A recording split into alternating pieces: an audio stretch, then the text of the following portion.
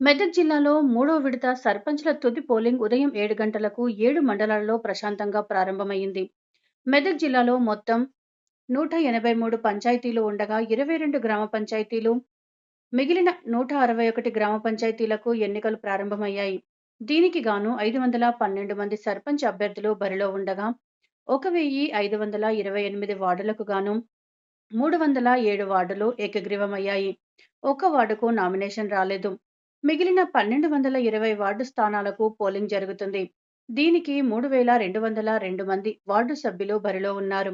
7 మండలాలలో మొత్తం 1,72,804 మంది ఓటర్లు ఉండగా, అందులో 83,531 మంది పురుషులు, 89,269 మంది మహిళా ఓటర్లు ఉండగా ఇతరులు నలుగురు ఉన్నారు. దీనికి గాను ఆర్ఓలు 164, పీఓలు 1386, ఓపీఓలు 1506 మంది పోలింగ్ సిబ్బంది ఉన్నారు.